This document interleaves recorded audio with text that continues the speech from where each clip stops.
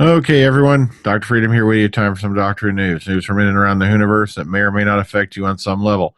When we get towards the end of this video, I am going to ask anyone who doesn't want to be spoiled to probably turn off this video and go to another one. Don't worry, I'll give you a fair warning before we get there. But this, I could not believe. This is such a massive spoiler. I know a lot of you have probably figured this out, but I can't believe somebody once again jumped the gun and probably just blew the whole thing out of the water. You'll notice tonight's video is going to be a bit quick and dirty.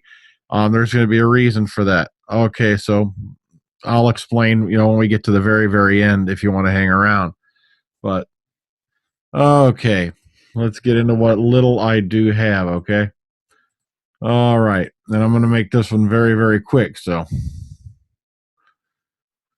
Okay, first off, Doctor Who's companion will change the tone of the show as Steve Moffat and Peter Capaldi weigh in on Claire's replacement and Jenna Coleman's heart-wrenching exit. There's a short little interview video here. It's only about 4 minutes long. Moffat's revealed the next companion doesn't even have a name as yet. The new character will fundamentally change the series. The character is quite early stages, but that he has already pitched the companion and the arc of Series 10 to the BBC. In their video interview recorded at the Doctor Who Festival this past weekend, Moffat and series lead Peter Capaldi also reflect on the departure of Jenna Coleman as Clara.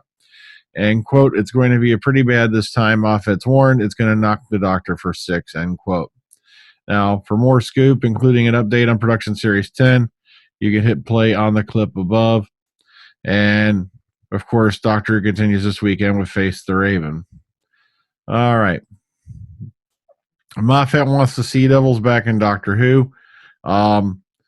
Basically, he said this is basically it's a classic monster that I always look at bringing back are the Sea Devils.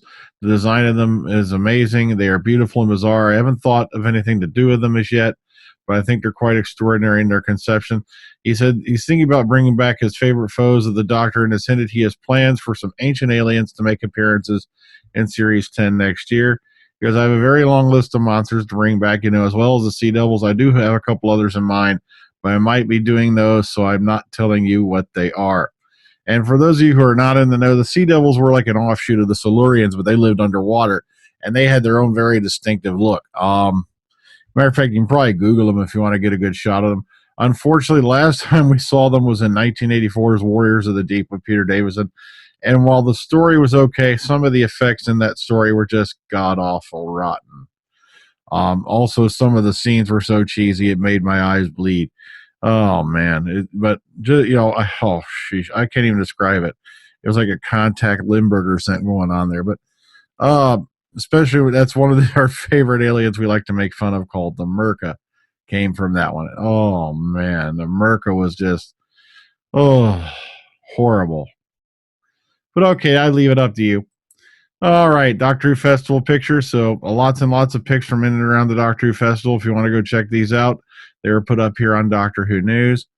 Also on Doctor Who News, sorry, oops, I screwed up. Oops, sorry about that. Lethbridge-Stewart mutually assured domination. Candy Jar Books will be releasing the 4th story in their Lethbridge series of novels. And, oh, great. It would have looked better if I had the mic set right here this whole time. Okay, they're releasing the 4th story in the Lethbridge series of novels, mutually assured domination by Nick Walters, on the 20th of November. You can pre-order the book before the release date, but you'll also receive an additional free short e-story on PDF, The Dogs of War by Andy Frankham Allen. So if you want more details on all this, and there's a synopsis, blah, blah, blah, and also some talk by the head of the publishing company and the whatnot. And there's also The Dogs of War. So if you want to go check that out, boom, there's a little bit of synopsis about that as well. That's the one they're going to give you free. Okay, this is the one you may want to turn if you're afraid of being spoiled, especially about Face the Raven, turn away now. That's all I'm saying. Turn away now. You got 3 seconds, 2 seconds, 1 second.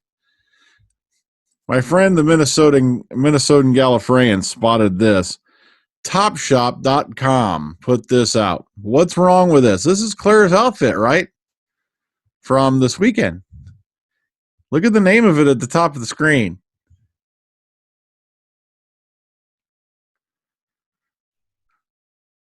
See it? So basically, it is now strongly hinted that, as many of you guessed, Clara is the hybrid.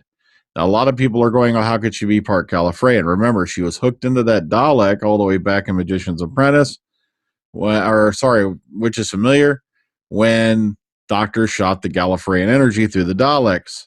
And it may have fused her DNA or something like that with theirs as well. So congratulations. Thank you, Topshop.com. You just blew the wad.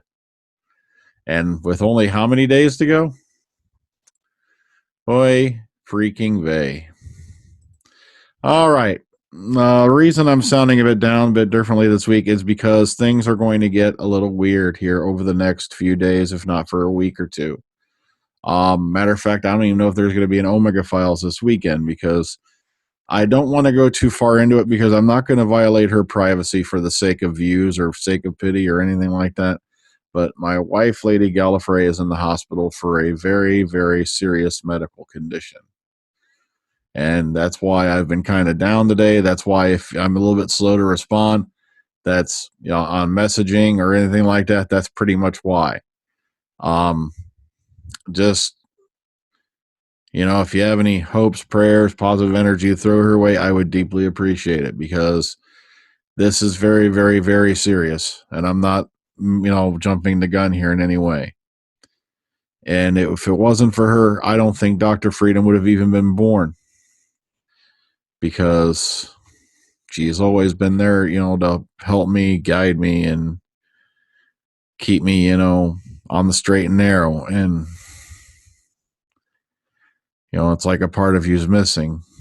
She's at the hospital right now, and,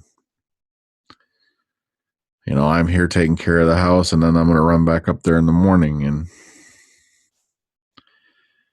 well, like I said, I don't want to violate her privacy by going into any more details on it, but it's very, very, very bad.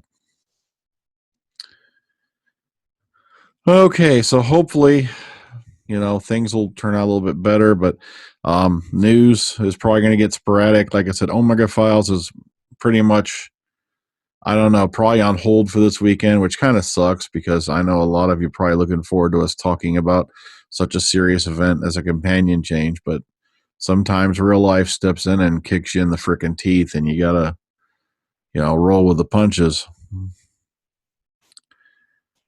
Oh, well, folks, I may not even be back tomorrow or the day after. I'm not even sure, but I'll definitely try to, keep things going as best I can. But, right now I got to spend the majority of my energy on her.